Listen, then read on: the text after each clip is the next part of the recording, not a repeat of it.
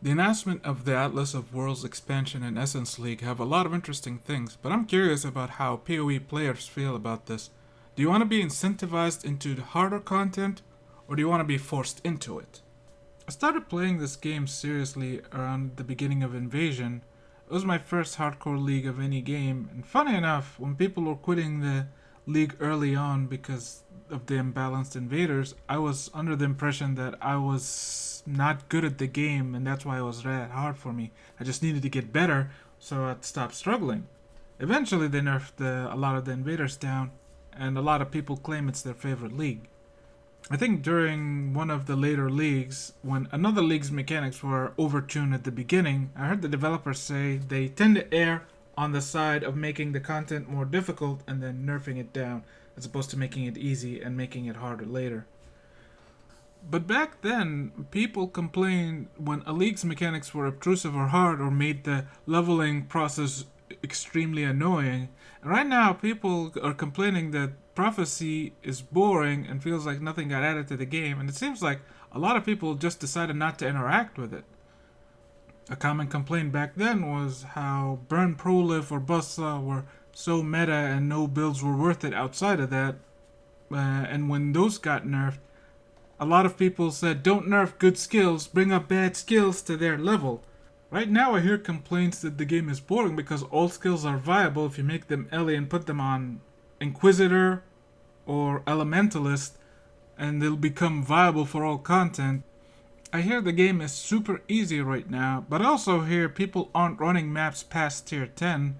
This is also the league where a lot of racers dripped on the way to 100 early on compared to Parandus. I've heard Zizaran say multiple times, don't run red maps, they aren't worth it. Run yellow maps, you can die on red maps, and they cost a lot. You'll never die in a yellow map. And I guess that mentality makes sense if you're trying to reach 100 the cheapest and fastest way possible. But getting to 100 is not a desirable goal for me, and the fact that you can do it with chaining easy maps doesn't really mean much to me. It's just a time sink, and I don't have the resources and support that racers and streamers do. If I had stuck with that mentality of chaining the easy maps, I'm sure it actually would have cost me way more than how I chained T14 and 15 maps solo this league. I had a lot of fun with this league and interacting with its mechanics and doing it in high maps at the end of the game, but I also realized that my fun in a weird way came at the expense of other people's fun. People were more willing to experiment. The Dream is Dream Prophecy would not have been the 1 to 2 chaos I was paying for them. I likely wouldn't have tried as many things as I ended up trying. My first Twin Doreso was a vulnerability, increased damage, boss damage, and speed map. I was nervous about doing it, and it felt good at the end, and I've done plenty of Twin Doreso since then. And the feeling I got from this is really similar to an invasion. When I would see an invader and my character wasn't ready, I would run away, to eventually my character becoming more well geared, and I would think, yeah, I can take that guy, and fighting them, to eventually towards the end of the game where I would hunt down the invaders in the map because I'm clearing. They were loot pinatas at the end. When I asked Global how tough Twin Plaza map boss was, I was told I'll rip immediately, don't do that map, stop, don't do it. Look at Zizaran's video where he ran out in 1 second and yelled never again. See, I'm not trying to pick on Zizaran over here. He's a way better player than I am, and probably will ever be. And this boss is extremely tough, I mean, look. Okay, all jokes aside, this is a little unfair. The boss had a bug where if it was taunted, it couldn't self-cast, so it made fights like this way easy for the majority of the league. This got patched out. She's much more annoying when she teleports around. But after I gave away Twin 15 and 14 map clears to people, I've been asked to kill Malformation Piety for them.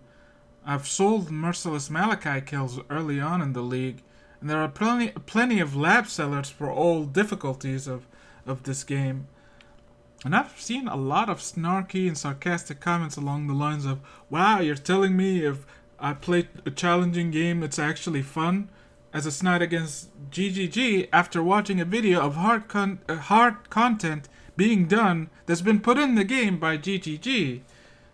So in the end, this game is too easy, every skill is viable and boring and nothing is new, but people are afraid to try the harder content. Most run builds that they've seen have been proven to work well enough. The majority of builds don't farm Uber Lab or do maps past 12. Core and Uber at Zero are generally done by super expensive builds that generally try to erase the mechanics of the fight from actually happening.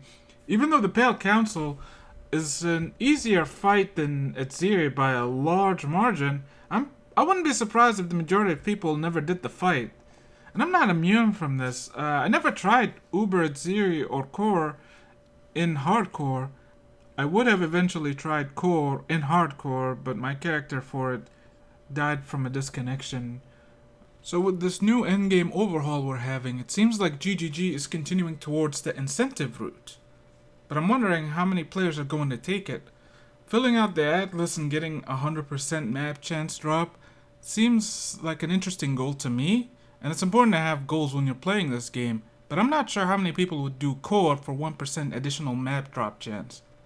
The new item bases are interesting for the Essence League, and I wonder if the area farming system would improve the divination card system if applied to it.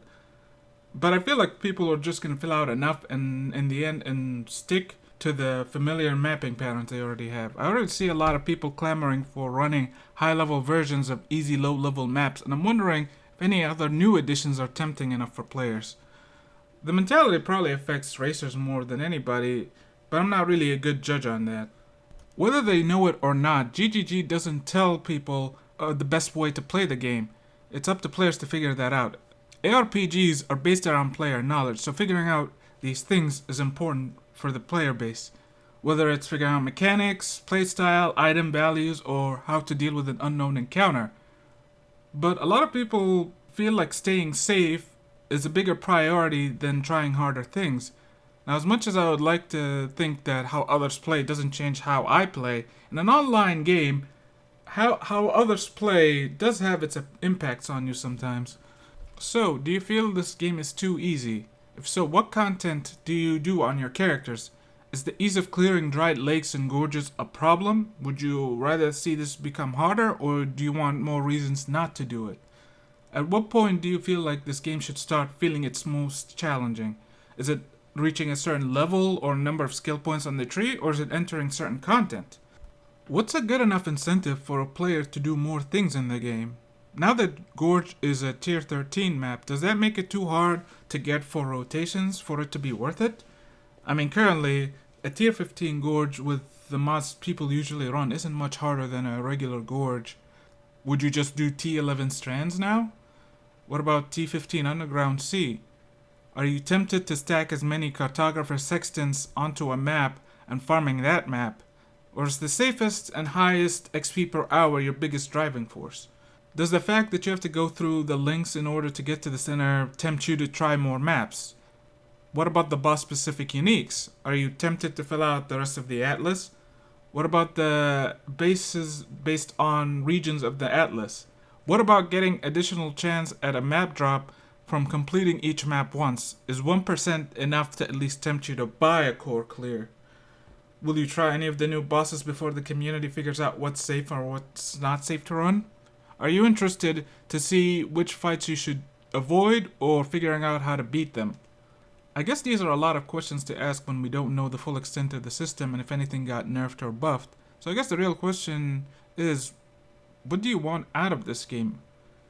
I'm sure the people saying trading is too annoying and too hard to buy the things that you want aren't the same people saying trading makes the game super easy, I'm gonna go play solo self-found. All the contradicting opinions that I've said in this video aren't held by the same exact people. I'm sure GGG has numbers to try to figure out and extrapolate what people engage with and don't. And I'm sure Reddit has some snarky and opinionated people who feel like their opinion or playstyle got attacked in this video and have to go defend it, even though that wasn't my intention. But all that aside, what do you want out of the end game of this game? And I'm not asking you as a person who watches and judges how other people play. I'm asking you on how you want to play this game. Since I play the hardcore league, my point of view is limited when it comes to the majority of the player base. I'm not really here to defend that viewpoint or my playstyle, I'm just really curious about yours, so what do you think?